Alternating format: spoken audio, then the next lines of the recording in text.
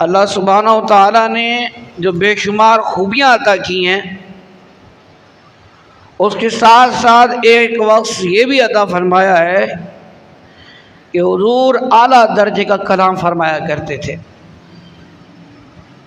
بلا تکلف اور بغیر کسی کے سیکھے، ایسی عمدہ اور اعلیٰ فصیح اور بلیغ اور حکمت بری گفتگو کہ عقل و دانش پر ناز کرنے والے اور زبان دانی پر فخر کرنے والے دنگ رہ جایا کرتے تھے۔ سیدنا ابو سعید سعد بن مالک خدری رضی اللہ تعالیٰ سے روایت ہے کہ جان عالم صلی اللہ تعالی علیہ وسلم نے فرمایا انا اعرب العرب، میں عرب کا سب سے بڑا فصیح ہوں۔ اللہ اکبر۔ اعلیٰ حضرت بھی کیا فرماتے ہیں؟ تیرے آگے یوں ہیں دبے لچے فصحاء عرب کے بڑے بڑے، کوئی جان منہ میں زبان نہیں بلکہ جسم میں جان نہیں۔ اس کمال فصاحت کے ساتھ ساتھ رب تعالیٰ نے اپنے محبوب صلی اللہ تعالیٰ علیہ وسلم کو جوامع الکلم عطا فرمائے۔ سیدنا ابو ہریرہ رضی اللہ تعالیٰ عنہ فرماتے ہیں کہ آقا کریم علیہ السلام نے فرمایا اعطیت جوامع الکلم، مجھے جامع کلمات عطا کیے گئے۔ آپ صلی اللہ علیہ وسلم مختصر کلمات میں وہ بات فرماتے جس کی وضاحت کی جائے تو کتابیں بڑھ سکتی ہے، جو باتیں کتابوں میں سمیٹنا مشکل ہوتا آپ انہیں چند کلمات میں ارشاد فرما دیتے۔ پھر رب تعالیٰ نے خاتم النبیین صلی اللہ علیہ وسلم کے فرامین عالیہ میں ایسی تاثیر رکھی ہے کہ وہ غمزدوں کو تسکین دیتے ہیں، ٹوٹے دلوں کو ڈھارس دیتے ہیں، بزدلوں کو دلیر بناتے ہیں اور بھٹکے ہوئے کو رہنما بناتے ہیں، سرکشوں کو تابع فرما کرتے ہیں اور علم و معرفت کے متلاشیوں کو ان کے مقصود تک پہنچاتے ہیں۔ سچی باتیں سکھاتے ہیں، سیدھی راہ چلاتے ہیں، انا اعطیناک الکوثر ساری کثرت پاتے ہیں۔ ویسے تو رحمت عالم صلی اللہ تعالی وسلم کی ہر بات ہی بے مثال ہے، مگر جو کلمات آپ نے اپنے خطبات کے دوران ارشاد فرمائے ان کی کیا ہی کہنے۔ حجۃ الوداع کے موقع پر خطبات کے دوران آپ صلی اللہ علیہ وسلم نے جو اصول عطا فرمائے وہ آج بھی بھٹکتی ہوئی انسانیت کے لیے رہنما ہے۔ آج عید الاضحیٰ کا دوسرا دن ہے، اس موقع پر انشاءاللہ سرکار دو عالم صلی اللہ تعالی علیہ وسلم کی حجۃ الوداع کے موقع پر جو خطبات تھے ان سے چند فرمودات آپ کے گوش گزار کیے جائیں گے۔ صاحب نعلین و وسادہ سیدنا عبداللہ بن مسعود رضی اللہ تعالی عنہ سے روایت ہے کہ رسول اللہ صلی اللہ علیہ وسلم نے حجۃ الوداع کے موقع پر عید کے دن ارشاد فرمایا الا ای شہر تعلمونہ اعظم حرما، حضور نے فرمایا سنو تمہارے علم کے مطابق سب سے زیادہ حرمت والا مہینہ کون سا ہے؟ تو صحابہ کرام علیہم الرضوان میں سے بعض نے تو عرض کیا اللہ و رسول عالم، یعنی اللہ اور اس کا رسول بہتر جانتے ہیں، اور بعض نے کہا الا شہرنا ھذا، یا رسول اللہ یہ ماہ ذوالحجۃ الحرام کی حرمت سب سے زیادہ ہے۔ پھر رحمت عالم صلی اللہ علیہ وسلم نے فرمایا الا ای بلد تعلمونہ اعظم حرما، سنو تمہارے علم کے مطابق سب سے زیادہ حرمت والا شہر کون سا ہے؟ تو جانثاروں نے عرض کی अला बलदुना हादा, हुजूर शहर मक्का की हुर्मत सबसे बढ़कर है, इस शहर की ताज़ीम लाजिम है, और हरम में लड़ाई शिकार वगैरह भी हराम है, तो इसलिए यही ज़्यादा हुर्मत वाला हुआ। आक़ा दो जहां सल्लल्लाहु अलैहि वसल्लम ने इरशाद फरमाया, अला अय्यु यौमिन तअलमूनहु अअज़मु हुर्मा, सुनो तुम्हारे इल्म के मुताबिक सबसे ज्यादा हुर्मत और ताज़ीम वाला कौन सा है? तुम्हारे इल्म के मुताबिक सबसे ज्यादा हुर्मत और ताज़ीम वाला वक्त कौन सा है? तो हिदायत के सितारों ने अर्ज की, अला यौमुना हाजा, आका जिन दिनों में हज के मनासिक अदा किए जाते हैं, यानी ये जो दिन है, आज के दिन हम मनासिक के हज अदा कर रहे हैं, तो ये दिन हुर्मत और ताज़ीम वाले हैं। तो जैसा कि मैंने आपको कहा कि बाद साहबा किराम ने अदबन और ताज़ीमन यूं भी कहा कि अल्लाह व रसूलुहु आलम, यानी कि अल्लाह और रसूल बेहतर जानते हैं, लेकिन बाज़ ने हुजूर से सुन ही कर वो जवाब हुजूर के सवाल पर अर्ज किए।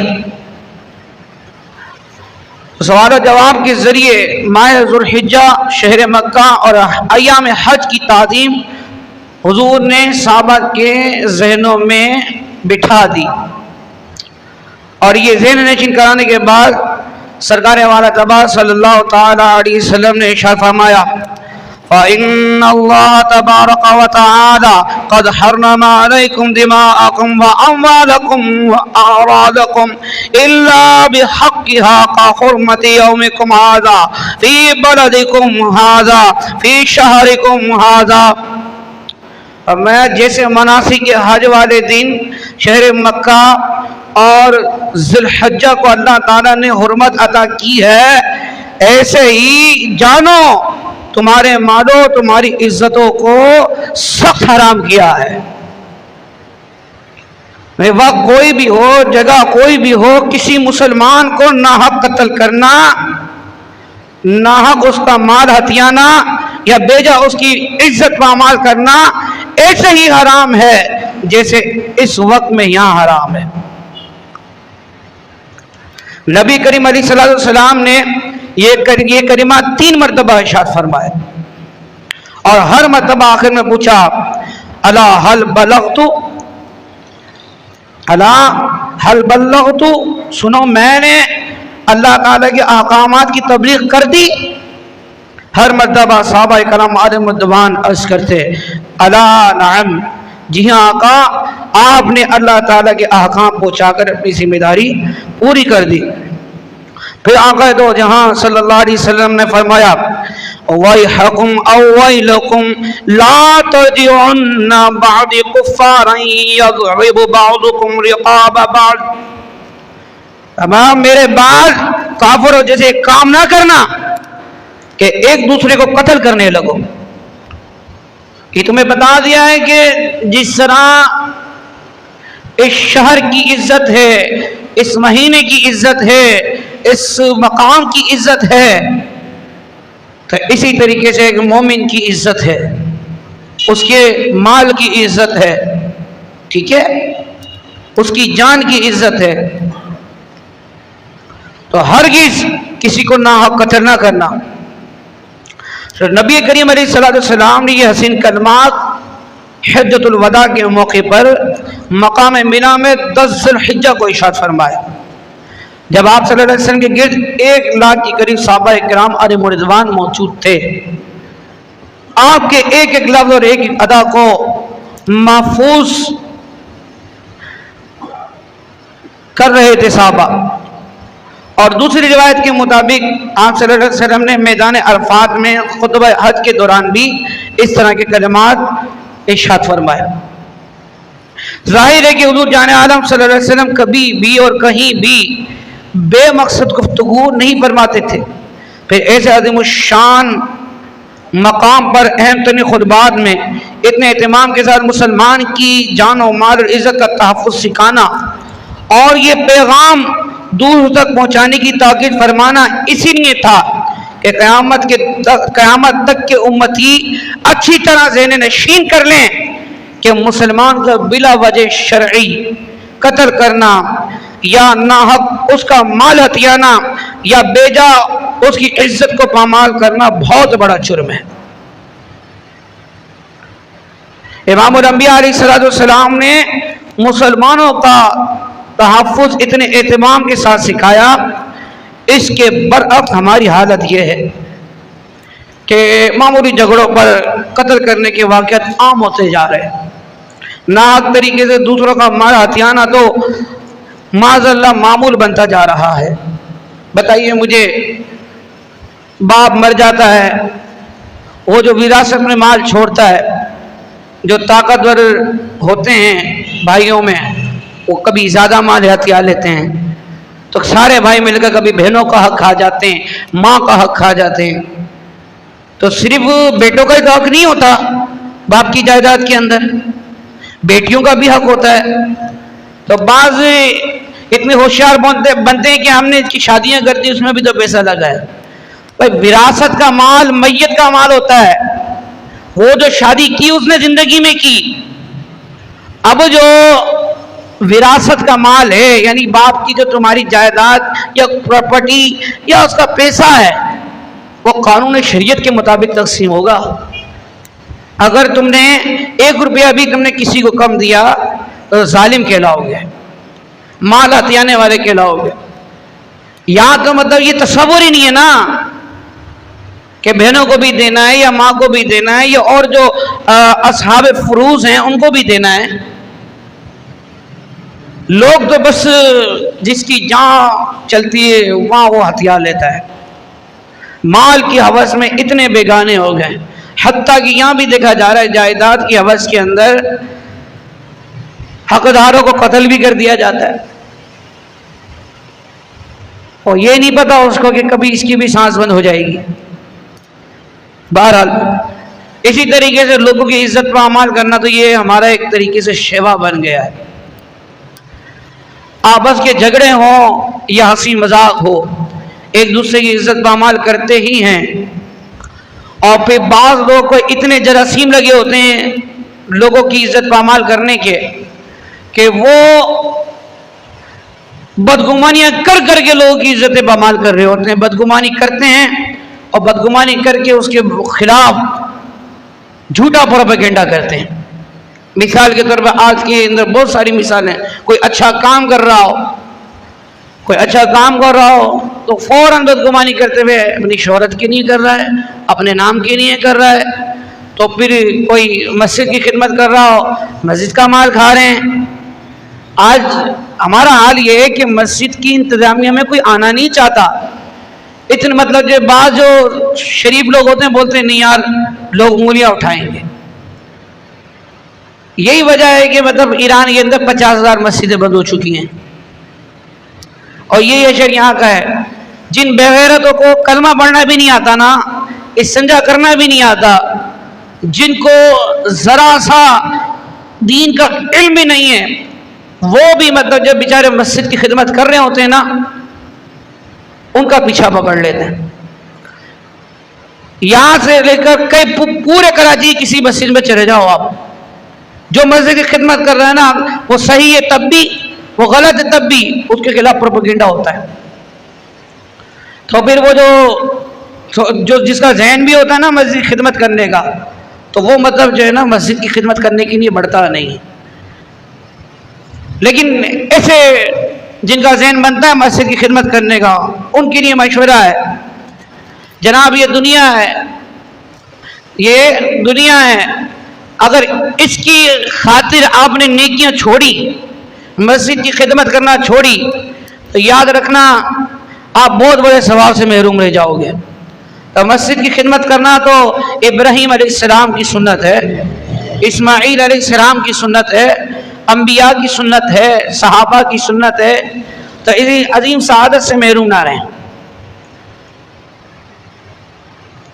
अलबत्ता जो कुछ भी जो करते हैं लोग शरीर किस्म के, या तो वो मतलब जो है ना किसी पर इल्ज़ाम लगाने से पहले कोई पक्की दलील दे। अगर ان کے پاس کوئی پکی دلیل نہیں ہے تو خاموش رہیں.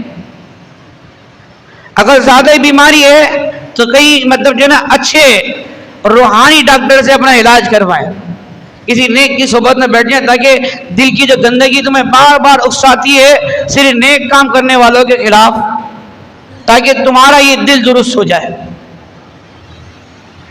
اللہ تبارک و تعالی مسلمانوں کو ایک دوسرے کی عزت پامال کرنے سے بچائے. ایسے گھر میں عورتیں ہوتی ہیں, اور خائی نہ خائی ایک دوسرے کی برائیاں کرتی رہتی ہیں. اس طرح آج کل مردوں نے بھی یہ عادت پکڑ لی ہے, وہ بھی مطلب جو ہے گلی کے چوراہوں پہ بیٹھ کر, تختوں پہ بیٹھ کر, تو کبھی مطلب جو ہے چوپالوں میں بیٹھ کر ایک دوسرے کی برائیاں کر رہے ہوتے ہیں. نہ تو ان سے ان کو کچھ فائدہ حاصل ہونا ہوتا ہے اور نہ ہی اس سے کوئی ان کو نقصان ہوتا ہے. بس مزہ آ رہا ہے غیبت کرنے کے اندر, بدگمانی کرنے میں مزہ آتا ہے, الزام لگانے میں مزہ آتا ہے.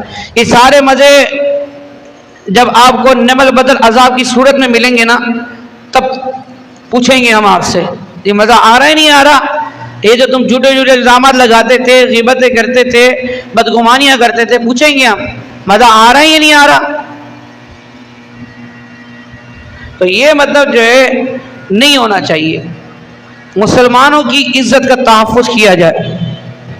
کم از کم جو ہے نا یہاں موجود تو بھائی نیت کریں کہ خواہ خواہی نہ کوئی شرعی وجہ ہے اور نہ ہی کوئی ہمارے پاس کوئی ایسی دلیل ہے کہ کسی کے بارے میں ہم برائی بیان کریں, تو خاموش رہنا چاہیے. کون سا ہمارا نامہ اعمال نیکیوں سے بھرا پڑا ہے, تو جو کسی کی برائی ہم آگے کرتا ہے اپنی نیکیاں اس کے نامہ اعمال میں ٹرانسفر کرا رہا ہوتا ہے. اللہ ہمیں توفیق دے. لوگوں کے حق تلفی سے بچیں. ان لوگوں کو بھی کہتا ہوں کہ جو لوگوں کے حق کھا رہے ہیں, عید الاضحیٰ کا دوسرا دن ہے, تو وہ بھی آقا علیہ السلام کے فرمان سے عبرت حاصل کریں. بھائی مرنا ہے مرنا ہے, نہ بہنوں کا حق کھاؤ, نہ ماں کا حق کھاؤ, نہ کسی بھائی کا حق کھاؤ. جو اللہ نے تمہارے لیے حلال کیا ہے نا وہ اس پہ اتفاق کر لو. تو جناب انہی خطبات میں سے رسول اللہ صلی اللہ علیہ وسلم کا ایک اور ارشاد ہے. سیدنا جبیر بن مطعم رضی اللہ تعالی عنہ سے روایت ہے کہ رسول اللہ صلی اللہ علیہ وسلم نے مینا میں قیام فرما ہو کر یہ کلمات ارشاد فرمایا: نضر اللہ امرأ سمع مقالتی فبلغها فرب حامل فقہ غیر فقیہ ورب حامل فقہ الى من هو افقہ منہ. روایت کا خلاصہ یہ ہے کہ اللہ تعالیٰ اس شخص کو تر و تازہ رکھے, اس شخص کو تر و تازہ رکھے, حسین رکھے, بارونق رکھے. حضور نے فرمایا جس نے میری حدیث سن کر یاد کر لی, اسے محفوظ رکھا, پھر کسی تبدیلی کے بغیر دوسروں تک اس حدیث کو پہنچا دیا. کوئی علم کے حامل فقیہ نہیں. یعنی بہت سے ایسے ہوتے ہیں کہ حدیث تو سن لیتے ہیں لیکن ان کے اندر حدیث سمجھنے کی صلاحیت نہیں ہوتی, تو اس لیے تم اس کو آگے پہنچا دو. ہو سکتا ہے جس کو تم پہنچاؤ وہ تم سے زیادہ سمجھنے والا ہو.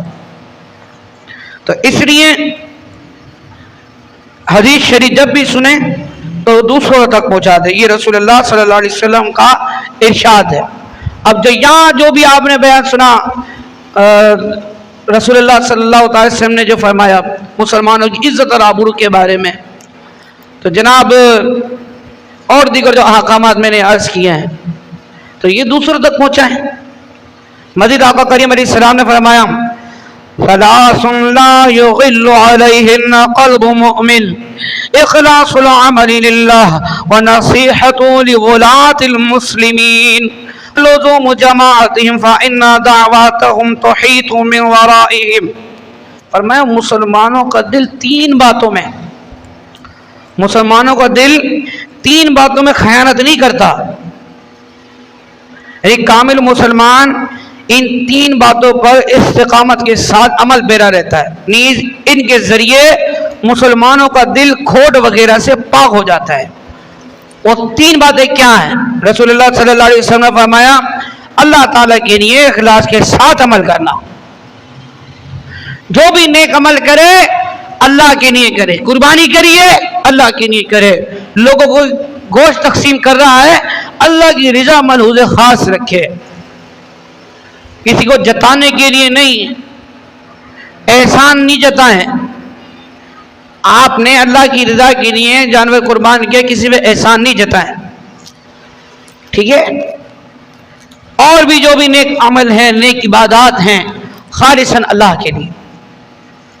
فرمایا مسلم حکمرانوں کی خیر خواہی کرنا، مطلب ان کے جائز عمل، جو جائز حکم پر عمل کرنا، اور اگر وہ کوئی ایسا حکم دیں جو کہ شریعت سے متصادم ہو تو ان کو سمجھانا، ان کو روکنا، باز رکھنا، یہ حضور کا فرمان ہے۔ آج جو بیچارے یہ کہتے ہیں نا کہ ہم تو سیاست سے ہمارا کوئی تعلق ہی نہیں ہے، تو جناب ہم تو مطلب جو ہے حکومت کے خلاف کوئی بات ہی نہیں کرتے، آسانوں والے مشائخ، دینی تنظیمیں سب اس چیز سے نابلد ہیں کہ رسول اللہ صلی اللہ علیہ وسلم نے 1 لاکھ کے اجتماع کے اندر یہ بات ارشاد فرمائی۔ حضور نے فرمایا کہ حکمرانوں کے ساتھ خیر خواہی کرو، وہ غلط کریں تو ان کو سمجھاؤ، وہ کوئی ایسا کام کریں جو شریعت سے متصادم ہو ان کے خلاف کھڑے ہو جاؤ۔ ایسا نہیں کہ سب صحیح ہے، اپن صحیح ہے تو سب صحیح ہے، نہ برائی کو روکنا ہے۔ تیسری بات رسول اللہ صلی اللہ علیہ وسلم فرمائی، اور پختگی کے ساتھ مسلمانوں کی اکثریت اہل سنہ و جماع والے عقائد کا قائم رہنا، کیونکہ ان کی دعا ما سوا کو بھی شامل ہے، یعنی ان کی دعا شیطان سے حفاظت کرتی ہے۔ اس حدیث پاک میں بنیادی طور پر رسول اللہ صلی اللہ علیہ وسلم نے 4 باتوں کا حکم دیا، ہمیں ان 4 باتوں پہ عمل کرنا ہے۔ اللہ عز و جل ہمیں نصیب کرے۔ ایک تو یہ نا حدیث آگے پہنچانی ہے، اور 3 باتوں میں فرمایا 3 باتوں پہ استقامت کے ساتھ عمل کرنا ہے، ٹھیک ہے۔ اللہ ہمیں نصیب کرے، اخلاص کے ساتھ عبادت بھی کریں، اور جناب جو مسلمان حکمران ہیں ان کی خیر خواہی کریں، اور جی جو اہل سنت و جماعت ہے، مسلمانوں کی اکثریت، ان کے ساتھ، ان کے نظریے کے ساتھ، ان کے عقائد کے ساتھ ڈٹ کے کھڑے رہیں، کتنے بھی بڑے فتنے آتے رہیں، کتنے بھی بڑے فرقے بنتے رہیں، لیکن ہمیں انہی کے ساتھ رہنا ہے جن کے بارے میں حضور نے فرمایا کہ انا و اصحاب علی، کہ ہدایت پر وہی ہے جو میرے اور میرے صحابہ کے طریقے پر ہے، اور رسول اللہ کے طریقے پر اور صحابہ کے طریقے پر کون ہے؟ اہل سنت والجماعت، ٹھیک ہے۔ اہل سنت والجماعت کے ساتھ ہم نے ہمیشہ کھڑے رہنا ہے، مرتے دم تک سنی مرنا ہے۔ میں ہوں سنی، رہوں سنی، مروں سنی جہاد میں، میں ہوں سنی، رہوں سنی، مروں سنی جہاد میں، اور مدینے پاک میں بن جائے تربت یا رسول اللہ۔ اللہ ہمیں نصیب کرے جناب۔ نبی کریم علیہ الصلوۃ والسلام کے کلمات اگر میں حقیقت عرض کروں، ان پر مسلمان عمل پیرا ہو جائے نا تو یقین کریں زندگی سنور جائے۔ اسلام میں دوسروں کی خیر خواہی اور بھلائی چاہنے کی بڑی اہمیت ہے۔ ہمیں حکم ہے کہ عوام کی بھی خیر خواہی کریں، حکمرانوں کی بھی خیر خواہی کریں۔ حضرت ابو صدیق رضی اللہ تعالیٰ جب خلیفہ بنے تو انہوں نے یہ ارشاد کیا کہ میں اگر راہ راست پر چل رہا ہوں تو جو ہے نا میری بات پہ عمل کرنا، اور اگر تم دیکھو کہ میں غلطی پر ہوں تو فوراً میرے خلاف کھڑے ہو جانا۔ پہلے خلیفہ بھی یہ فرما رہے ہیں کہ میں تو سیاسی آدمی ہوں، جیسے ابو بکر صدیق سیاسی ہیں تو کہنے لگے ابو بکر صدیق سیاست میں ہیں، خلیفہ وقت ہیں، سیاسی نظام چلا رہے ہیں، وہ کہہ رہے ہیں میرے خلاف کھڑے ہو جانا۔ تو اب تو میری سیاست سے لا تعلق نہیں ہوا نا جب میں ابو بکر کے معاملات میں دخل اندازی کر دوں گا تو میں غیر سیاسی ہو گیا؟ بتائیے مجھے، میں غیر سیاسی رہا نہیں رہا؟ یہ تو ابو بکر خود کہہ رہے ہیں کہ آپ دیکھو تو میں اگر کوئی کام غلط کر رہا ہوں تو فوراً میرے خلاف کھڑے ہو جاؤ۔ تو اس لیے مسلمانوں کی خیر خواہی کے لیے جو ہے نا، خیر خواہی کی مسلمین کے لیے سیٹ کی لالچ نہ ہو، مال کی ہوس نہ ہو، قوم کی خدمت کی غرض سے، نظام کی غرض سے، ٹھیک ہے، نظام کی غرض سے، قوم کی اصلاح کی غرض سے سیاست میں آنا بڑا مبارک ہے۔ مال اور دولت کی غرض سے اور اگر مرتبے کی غرض سے آئیں گے تو ذلیل ہو جائیں گے۔ ہاں اگر اچھی نیتیں انشاءاللہ میرا رب کریم ہے وہ ضرور آپ کے مقاصد انشاءاللہ تبارک و تعالی پورے کرے گا۔ اللہ محبوب کی صدقے سے ہم سب کو راہ راست پر گامزن رکھے۔ تو حضور جان عالم صلی اللہ تعالی علیہ وآلہ وسلم نے یہ بھی ارشاد فرمایا کہ جاہلیت کی تمام رسومات میرے قدم تلے پامال ہیں۔ جتنی بھی جاہلیت کی رسومات ہیں، جو بھی تم وہ کام کرتے ہو جو اسلام میں نہیں ہے، اس نے فرمایا میرے قدموں کے نیچے پامال ہے، ٹھیک ہے۔ تو اب ان مسلمانوں کو بھی مطلب جو ہے غور کرنا چاہیے، وہ جو اپنے خوشی غمی کے معاملات کے اندر، خوشی غمی کی تقریبات کے اندر ایسے کام کرتے ہیں جس کا اسلام تو دور دور تک تعلق نہیں ہے، تو رسول اللہ نے اسے اپنے قدموں کے نیچے پامال کیا، اور آپ مطلب اسے اتنا پروان چڑھا رہے ہو۔ تو ڈرو اس وقت سے جب رسول اللہ کی بارگاہ میں حاضری ہوگی، کیسے جواب دو گے؟ ٹھیک ہے، خوشی غمی کی تقریبات ولادت سے لے کر موت تک جتنی بھی مسلمانوں کی رسمیں ہیں نا، وہ سب اسلام کی تعلیمات کے مطابق ہونی چاہیے۔ حضور نے فرمایا کہ کسی عربی کو کسی اجمی پہ فضیلت حاصل نہیں، اور کسی اجمی کو کسی عربی پہ فضیلت حاصل نہیں، کسی کالے کو کسی گورے پہ فضیلت حاصل نہیں، کسی گورے کو کسی کالے پہ فضیلت حاصل نہیں۔ تو رسول اللہ نے ایک نظام دے دیا، الا التقوی، ہاں مگر تم میں جو پرہیزگار زیادہ ہے، جو متقی ہے، جو اللہ تبارک و تعالی کی رضا والے کام زیادہ کرتا ہے، اللہ سے زیادہ ڈرتا ہے، یقیناً وہ تم میں زیادہ معظم ہے، یقیناً وہ اللہ کے بارگاہ میں زیادہ عزت والا ہے۔ لیکن کسی کے نسب کی وجہ سے، کسی کے کلر کی وجہ سے کوئی بھی عزت دار نہیں ہو سکتا۔ عزت کا دار و مدار صرف ایک ہی ہے، وہ ہے تقوی۔ ان اکرمکم عند اللہ اتقاکم، یہ قرآن مجید کی واضح آیت ہے کہ بے شک تم میں زیادہ عزت والا وہ ہے جو تم میں زیادہ پرہیزگار ہے، ٹھیک ہے۔ اور پرہیزگاری کا تعلق یہ ہے کہ وہ پرہیزگار زیادہ کھلائے گا جو اللہ تبارک و تعالی کی منع کردہ چیزوں سے بچے گا، اللہ نے جس چیز سے منع کر دیا اس سے رک جائے گا، اور جن باتوں کا اللہ نے حکم دیا وہ جس قدر زیادہ رغبت لے گا وہ اس قدر ہی متقی کھلائے گا۔ اللہ تعالیٰ یہ ہمیں سمجھنے کی توفیق عطا فرمائے، اور ہم سچے متقی پرہیزگار فرما بردار عاشق رسول بن جائیں، اور حضور کے ان خطبات کو یاد رکھیں۔ اپنے بچوں کو یہ جو پب جی گیم یا آپ موبائل کے اوپر مطلب جو گیم دکھاتے ہیں، کارٹون دکھاتے ہیں، ایک کاش آپ کے اندر ایسا جذبہ پیدا ہو جائے آپ حضور کی سیرت اپنے بچوں کو سکھائیں۔ اب تو آسان ہو گیا، آپ کسی بھی عالم دین کا بیان سیرت مصطفیٰ سے متعلق ڈاؤن لوڈ کر کے بچے کو وہ دے دیں، باقی ساری چیزوں کو لاک کر دیں۔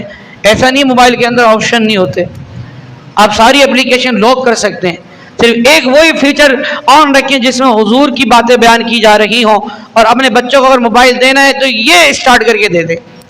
کر تو سکتے ہیں لیکن مزہ تو آپ کو بھی نہیں آتا نا گانے بازی سنے بغیر، مزہ تو آپ کو بھی نہیں آتا جب تک بچہ یہاں کے ماحول کے اعتبار سے گالیاں نہ بکے، یہاں کے ماحول کے اعتبار سے گانے نہ گائے. ایک المیہ ہے مسلمانوں کا نا. یہود و نصارہ ہنود یہ جتنے بھی ایسے ادیان ہیں جو باطل پر ہیں وہ سارے اپنے بچوں کو اپنی مذہبی تعلیمات جو ہے نا بچپن سے ہی سکھاتے ہیں. ایک مسلمان حق پر ہونے کے باوجود اپنے بچوں کو مطلب جو ہے نا وہ سکھاتے جو نہیں سکھانا چاہیے. اپنے بچوں کے ہاتھ میں ٹیبلٹ دے دیے, موبائل دے دیے, بچہ رو رہا ہے ماں نے لیا موبائل اٹھا کے دے دیا, اب اس کے اندر ویڈیو کیا چل رہی ہے کچھ نہیں پتا. موبائل فون آپ یوز کر رہے ہو نا, نیٹ اگر چلا رہے ہو آپ کوئی سی بھی اپلیکیشن لو, فیس بک ہو یا جناب واٹس ایپ ہو, کبھی بھی کوئی بھی ایسا نامناسب سین آ سکتا ہے جو کہ بچوں کو نہیں دکھانا چاہیے. آپ اچھی چیز دیکھ رہے ہو, اچھی چیز دیکھتے دیکھتے کوئی نہ کوئی خرابی ڈال دیں گے. وہ یوٹیوب دیکھ رہے ہو, آپ دیکھ رہے ہو نعت, لیکن نعت چلتے چلتے ایک دم گانا آ جائے گا. ایڈورٹائز لگے ہوئے ہوتے ہیں نعتوں کے اوپر بھی, بیانات کے اوپر بھی, وہ آ جاتے ہیں فوراً. صرف مطلب جو ہے نا اولاد پیدا کرنا یہ ہماری ذمہ داری نہیں ہے, ان کی اچھی تربیت کرنا بھی یہ بھی ذمہ داری ہے. تو یہ مطلب ہر ایک کو سوچنا چاہیے پہلے تو اپنی تربیت بھی ضروری ہے. اگر ابھی تک آپ نہیں سمجھے کہ یار ہمیں زندگی کس طرح گزارنی ہے, بچوں کو کیسے سمجھائیں گے, تو سب کے لیے پیغام ہے کہ آئیں مل کر دین سیکھیں. اب تو یہ بھی نہیں کہہ سکتا کوئی کہ ہم کہاں سیکھنے جائیں. مسجدوں کے اندر پہلے تو یہ ہوتا تھا نماز سے غرض ہوتی تھی, امام مؤذن نماز پڑھا کے چلے جاتے تھے. اب تو یہ درس ہوتے ہیں, بیان ہوتے ہیں جناب. اب کسی امام یا عالم سے آپ مسئلہ پوچھو, وہ یہ بھی نہیں کہتا نہیں جی میں نہیں بتا رہا, بتاتے ہیں لوگ. ایسی بات نہیں ہے. پہلے لوگ ایک حدیث سننے کے لیے مہینوں کا سفر کیا کرتے تھے. آج آپ کو بلا بلا کر کہا جاتا ہے حدیث سن لو جناب, حدیث سن لو, آؤ قرآن کی آیت سن لو. ٹائم ہی نہیں ہے. باہر کھڑے ہونے کے لیے ٹائم ہے, آدھے گھنٹے تک وہاں باہر کھڑے رہیں گے, لیکن مطلب جو ہے مسجد کے اندر بیٹھنا ہمارے لیے مطلب جو ہے نا کوئی عذاب ہے, عذاب معاذ اللہ. یہ حالت ہے لوگوں کی. تو اس لیے ہر ایک کو چاہیے کہ محبوب کے غلام سچے بنیے, آقا کریم علیہ السلام کی سیرت کو اپنائیں. انشاءاللہ دنیا بھی اچھی ہوگی اور آخرت بھی اچھی ہوگی. اللہ نے چاہا. اللہ تعالیٰ سے دعا ہے کہ اللہ تعالیٰ ہمیں عمل کرنے کی توفیق عطا فرمائے. آمین بجاہ النبی الامین صلی اللہ تعالی علیہ وآلہ وسلم. سنت ادا فرما لیں.